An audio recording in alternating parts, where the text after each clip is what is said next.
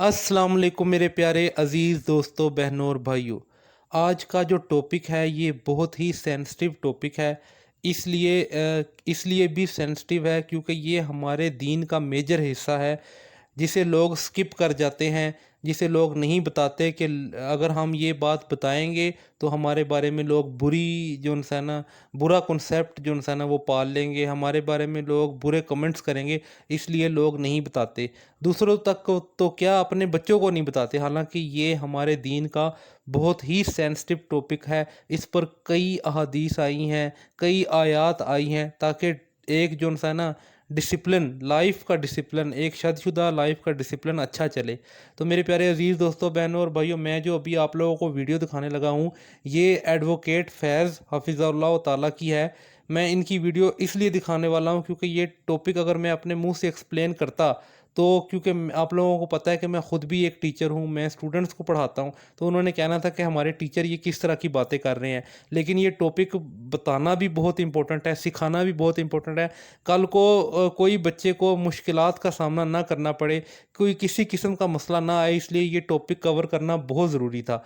तो मेरे प्यारे अजीज़ दोस्तों, बहनों और भाइयों, इस वीडियो को नेगेटिव ना लीजिएगा। इस वीडियो से सीखिएगा कि जिमा और हम बिस्तरी का जो सुन्नत तरीका है वो क्या है, कुरान और हदीस में हमें क्या क्या चीज़ें अलाउ हैं और क्या क्या चीज़ें मना हैं। इस छोटी सी वीडियो में आपको सब कुछ पता लग जाएगा और कुरान और हदीस के हवालों के साथ होगा। तो मेरे प्यारे अजीज़ दोस्तों, बहनों और भाइयों, आए सबसे पहले हम मिल के एडवोकेट फैज़, जो कि इंडिया के एक बहुत बड़े आलिम हैं, कुरान और सुन्नत बयान करते हैं, उनसे उनकी ज़ुबानी हम ये पूरा टॉपिक समझते हैं। और इस टॉपिक को समझने के बाद हम तहकीक भी करेंगे इंशाल्लाह कि जो इन्होंने बातें कही हैं क्या वो सच हैं। तो आए मेरे प्यारे अजीज़ दोस्तों, बहनों और भाइयों, ये वीडियो देखते हैं, ये देखें। अब इंसान जो है जमा कैसे करे, ये तो पहले का हुआ और कुछ बातें निकाह के लिए खास और कुछ आम थी। अब निकाह की रात भी हो सकती है इसमें इन्वॉल्व और अदर जिंदगी का और हिस्सा जहाँ यहाँ भी हम बिस्तरी करना चाहते हैं। अब जमा कैसे करें, जमा से मुराद, जमा अल्फाज कहना तो शर्मगाह का जमा होना और मिलना, इससे मुराद है, मेरा याद रखिए, ठीक है, कि इंसान अब जमा कैसे करे। इसके ताल्लुक से बहुत सारी गलतफहमी होती है, इंशाल्लाह आज उसके इजाले करने की कोशिश करूंगा। अब इंसान अपनी बीवी से कैसे जमा कर सकता है, आइए अल्लाह रब्बुल इज्जत का जवाब अपनी किताब, उसकी किताब में जिसने दिया उससे हम शुरू करते हैं। अल्लाह रब्बुल इज्जत फरमाता और कहता है सूरह बकरा सूरह नंबर 2 आयत नंबर 223, और फरमाता है निसाउन हर्सुल लकुम फातु हर्साकुम अन्ना शिअ्तुम। अल्लाह फरमाता कहता है तुम्हारी औरतें तुम्हारे लिए खेतियां हैं और तुम जिस तरह से चाहो अपनी खेतियों में आओ।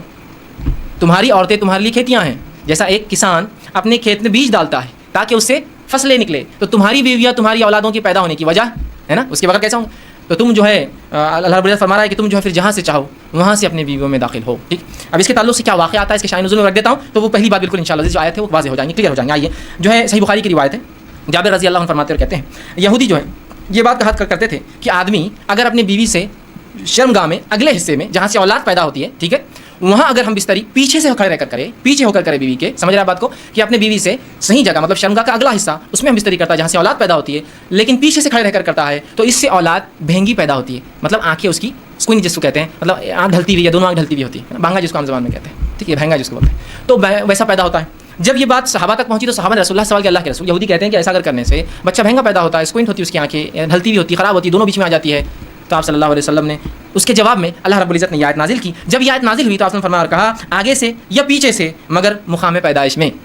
आपने क्या कहा, आगे से या पीछे से, लेकिन मुकाम पैदाइश में, समझ रहा, मतलब जहाँ से औलाद पैदा होती है वहीं इंसान कर सकता है, इसके अलावा करना हराम है। इंशाल्लाह उसकी तफसील आगे रखूंगा क्या हराम है इस मामले में, ठीक है। तो चाहे इंसान आगे से हो पीछे से हो, लेकिन मुकाम पैदाइश। आइए दूसरी रिवायत, अब्दुल्लाह इब्न अब्बास रज़ी अल्लाह अन्हु फरमाते हैं, अबू दाऊद की रिवायत आपने फरमाया, थोड़ी तवील रिवायत है लेकिन बहुत सारी बातें इनकी इसमें आ रही है इस रिवायत के अंदर, बिलखुसूस इस मसले के ताल्लुक से। वो कहते हैं मदीना में अंसार जो है यहूदियों की इत्तिबा करते थे, क्योंकि अंसार तो मुशरिक थे, इनके पास कोई अकीदा नहीं था, ये तो, लेकिन अहले किताब को बड़ा ऊंचा समझते, क्योंकि वो किताब के हामिल लोग थे, तो हर चीज़ में वो यहूदियों को फॉलो करते, हत्ता कि यहूदी अपने बीवियों को चित लिटाते, मतलब चेहरा ऊपर औरत लेटी है और उसके बाद हम बिस्तरी करते, ताकि इससे क्या होता है, सतर के लिए भी अच्छा है, इंसान जब मर्द लेट जाता है औरत पे तो पूरी ढक भी जाती है, तो तहरत के लिए भी अच्छा होता है और सतर पोशी के लिए भी खामा का ज़्यादा सतर खुलता नहीं है, अच्छा होता है। तो यहूदी सिर्फ इस पोजीशन को, इस तरीके को हलाल मानते थे। चूंकि अंसार रसूलुल्लाह के आने से पहले, इस्लाम से पहले इनको देखते थे, इनको फॉलो करते थे, इस मामले में भी यहूदियों को फॉलो करते थे, नहीं यहूदी बोल रहे थे अहले किताब है, इनके पास एक दीन धर्म था जो अल्लाह की तरफ से आता, लिहाजा इनको फॉलो करना चाहिए, तो इस मामले में उनकी भी इत्तिबा करते थे। अब्दुल्लाह इब्न अब्बास रज़ी अल्लाह अन्हु फरमाते, लेकिन हम जो मुहाजिर थे, हम मक्के वाले लोग, मक्के के जो लोग थे, वो मुख्तलिफ किस्म से अपने बीवियों से ताल्लुकात कायम करते, आगे से पीछे से लिटाकर हाथों पर उनको खड़े करके मुख्तलिफ चीज़ों से,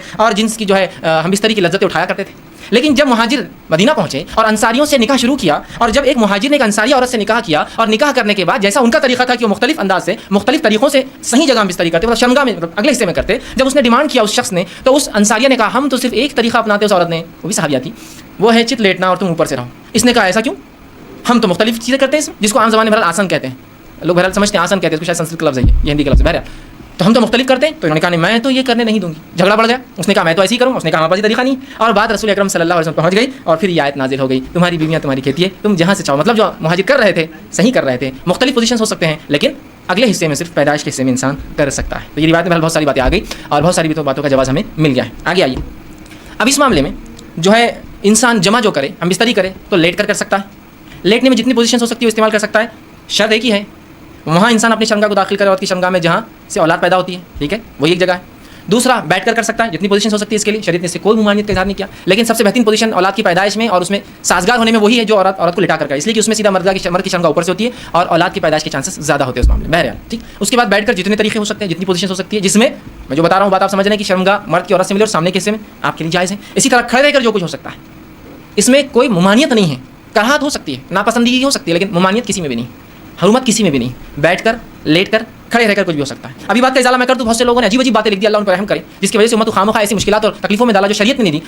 کہ کھڑے رہ کر کرے تو اولاد لنگڑی پیدا ہوتی ہے، بیٹھ کر کرے تو اولاد فلاں پیدا ہوتی ہے، پیچھے سے کرے. آج بھی میں کہہ رہا ہوں کہ اگر کوئی لڑکا بہنگا آ جاتا ہے جس کی آنکھیں اسکوئنٹ ہو، اس کی آنکھیں برابر نہ ہو، تو عورتیں اس کو دھکا دے کے ہستی مجلس میں کہ ماں باپ نے کیا کرے تھے دیکھو بچہ. آج بھی میں کہہ رہا ہوں کیسی عجیب بات ہے. شریعت کلیریفیکیشن دے رہی ہے، قرآنی آیتیں نازل ہو رہی ہے، اس کے بعد بھی کہ ہماری عقلوں کا کیا بھائی، علم کی کمی ہی یہ سب چیزوں کی وجہ ہے. لا علمی جو نقصان پہنچاتی ہے نا، وہ کوئی چیز، کوئی ہتھیار، کوئی دشمن آپ کو جو نقصان نہیں پہنچائیں گے نا، آپ کی اور ہماری لا علمی اسلام کے تعلق سے نقصان پہنچاتی ہے. بہرحال تو کوئی بھی پوزیشن اختیار کر سکتے، کوئی ممانعت کسی بھی پوزیشن کی ثابت نہیں ہے.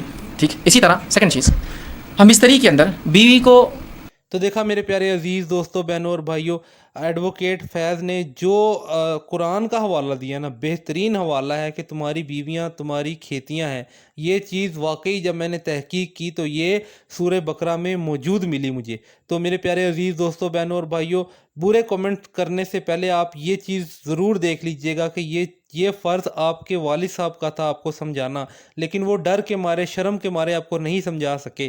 تو میں بینگ اے ٹیچر، میرا یہ فرض بنتا تھا کہ میں آپ لوگوں کے پاس اس طرح کا سینسٹیو ٹاپک بھی لے کر آؤں، کیونکہ کل کو آپ کی شادیاں ہونی ہیں، آپ کو اس چیز کا علم ہونا چاہیے. ہمیں چاہیے کہ ہم ہر چیز سنت کے مطابق کریں، اور اس میں ہی بھلائی ہے، اس میں ہی برکت ہے. تو یہ جو اتنا میجر ٹاپک تھا یہ بھی سنت کے مطابق ہونا چاہیے تھا، اس لیے میں نے یہ ویڈیو بنائی ہے. امید کرتا ہوں کہ آپ کو یہ میری ویڈیو پسند آئی ہوگی. اگر نہیں پسند آئی تو کچھ نہ کیجیے گا، اگر پسند آئی ہو تو کمنٹس میں ویری گڈ لکھ دیجیے گا، یہ میرے لیے اپریسیشن ہوگی. جزاکم اللہ خیرہ.